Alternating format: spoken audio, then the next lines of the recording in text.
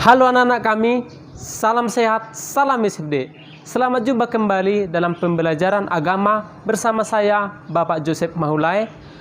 Materi kita pada saat ini adalah orang beriman hidup di tengah masyarakat. Pasti anak-anak kami sudah siapkan? Mari kita saksikan dalam video berikut ini.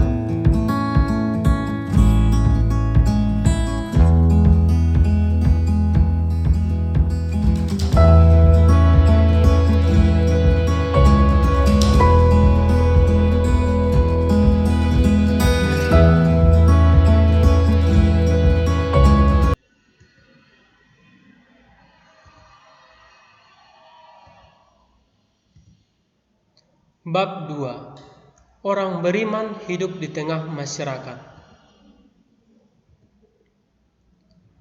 Para murid Yesus membentuk suatu persekutuan yang disebut gereja, yang hendak melanjutkan tugas perutusan Yesus di dunia ini sampai sekarang dan yang akan datang, yaitu mewartakan Injil ke seluruh dunia dan kepada semua bangsa. Berkat sakramen baptis yang kita terima, kita diantar ke dalam gereja sebagai anggotanya. Sebagai anggota gereja, kita hidup di tengah-tengah masyarakat yang berada dalam suatu wilayah negara Republik Indonesia. Baik sebagai anggota gereja maupun anggota negara, kita memiliki hak dan kewajiban yang harus kita jalankan. Hak adalah kewenangan, kekuasaan untuk berbuat sesuatu atau menuntut sesuatu. Sedangkan kewajiban adalah sesuatu yang harus dilakukan, tidak boleh tidak dilaksanakan atau ditinggalkan. A. Hak dan kewajiban sebagai anggota gereja. Di dalam setiap perkumpulan, termasuk dalam perkumpulan gerejani, setiap anggota yang ada di dalamnya selalu memiliki kewajiban dan hak yang harus mereka laksanakan. Dalam gereja Katolik juga mengatur tentang hak dan kewajiban dari umat beriman untuk kelangsungan pelayanan dan hidup dari gereja maupun jemaat. Kitab Hukum Kanonik atau KHK memuat tentang hak dan kewajiban semua orang beriman Kristiani sebagai anggota gereja, yaitu yang dengan permandian menjadi anggota-anggota tubuh Kristus, dijadikan umat Allah dan dengan caranya sendiri mengambil bagian dalam tugas Kristus sebagai imam, nabi, dan raja. Dan oleh karena itu, sesuai dengan kedudukan mereka masing-masing, dipanggil untuk menjalankan pengutusan yang dipercayakan Allah kepada gereja untuk dilaksanakan di dunia. Pernyataan ini terdapat dalam Kanon 204. 1. Kewajiban sebagai anggota gereja. Kewajiban sebagai anggota gereja secara jelas tertuang dalam 5 perintah gereja yang isinya antara lain: yang pertama, rayakanlah hari raya yang disamakan dengan hari Minggu. Yang kedua, ikutilah perayaan Ekaristi pada hari Minggu dan hari raya yang diwajibkan, dan janganlah melakukan pekerjaan yang dilarang pada hari itu.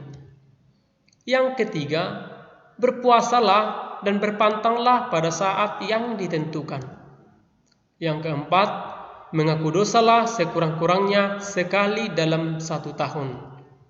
Yang kelima, sambutlah tubuh Tuhan pada masa Paskah. Kewajiban sebagai anggota gereja juga kita temukan dalam kitab hukum kanonik, antara lain yaitu: yang pertama, kaum beriman Kristiani terikat kewajiban untuk selalu membina persatuan dengan gereja. Hal ini terdapat dalam Kanon 209 ayat 1. 2.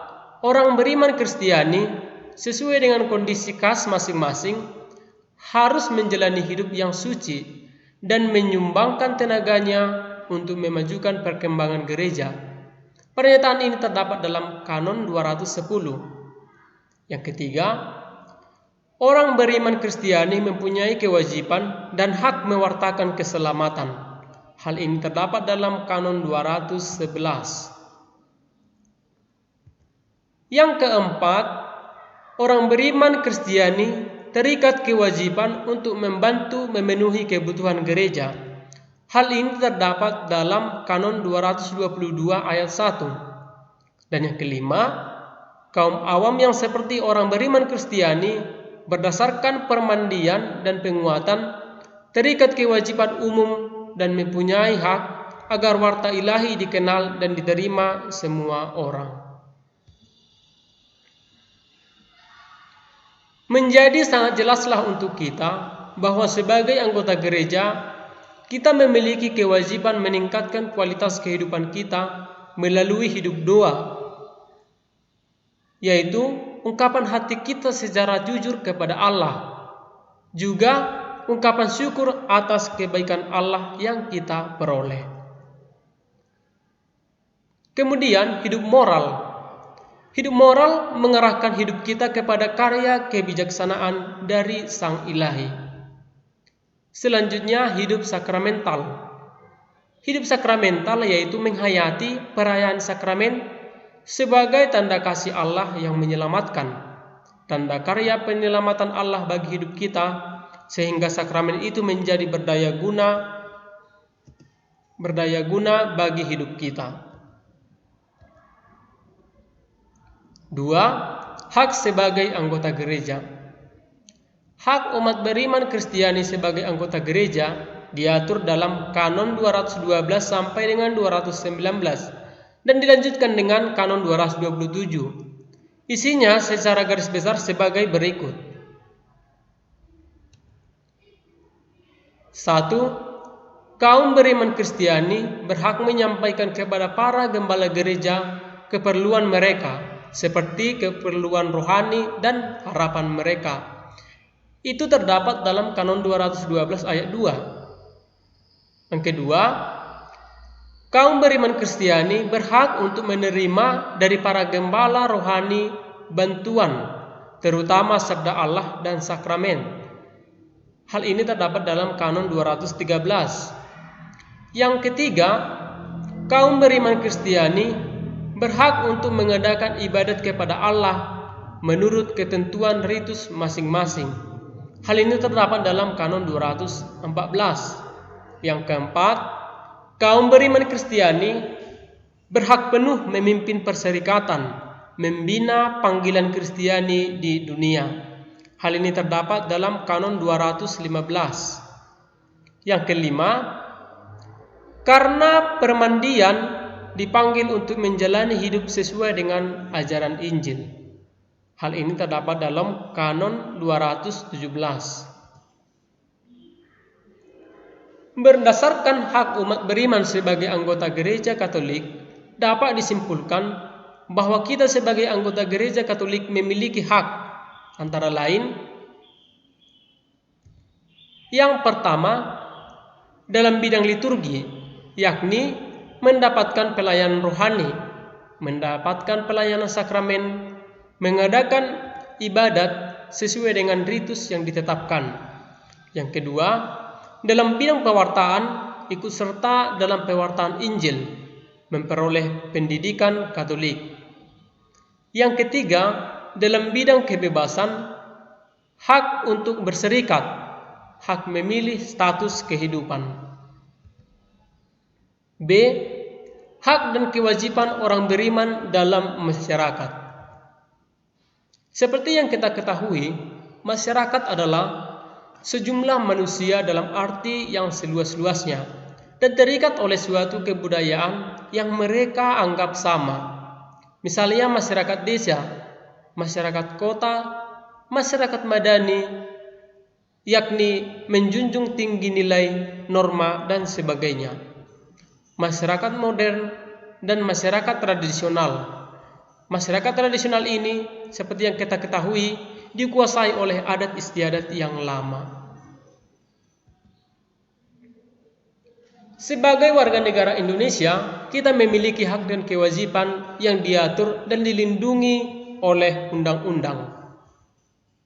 Yang pertama, contoh hak sebagai warga negara seperti yang diatur dalam Undang-Undang Dasar 1945, antara lain: A. Hak untuk hidup. Ini terdapat dalam pasal 28A. B. Hak untuk mengembangkan diri, pasal 28C ayat 1. C. Hak perlindungan dalam hukum, pasal 28D ayat 1. D. Hak untuk bekerja, terdapat dalam pasal 28D ayat 2. E. Hak memeluk agama, terdapat dalam pasal 28E ayat 1 dan pasal 29 ayat 2. F.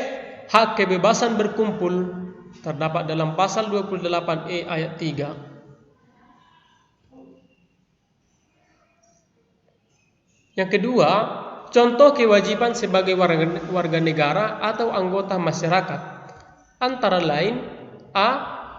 Setiap warga negara memiliki kewajiban ikut serta dalam usaha pertahanan dan keamanan negara. B. Wajib ikut serta secara aktif dalam pembangunan. C. Menaati hukum yang berlaku. D. Menjaga ketertiban umum. E. Wajib ikut serta menjaga keamanan lingkungan.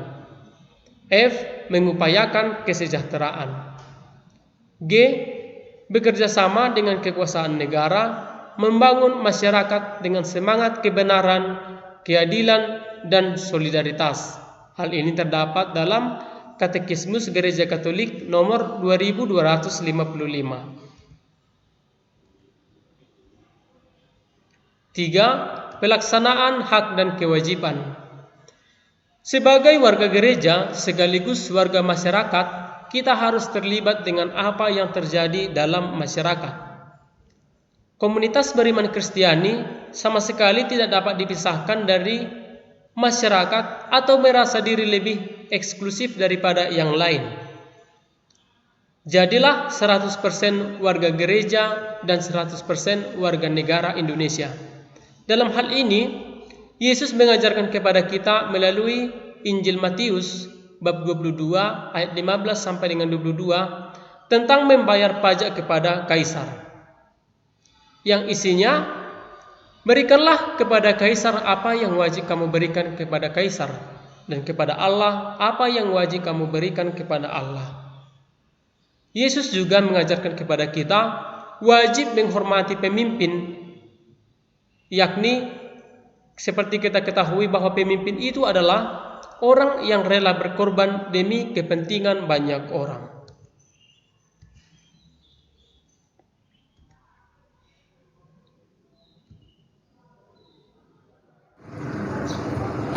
Demikianlah topik pembelajaran kita pada kesempatan ini. Harapan kami, anak-anak kami dapat mewujudkan iman dalam gereja dan masyarakat. Salam SFD, Tuhan memberkati.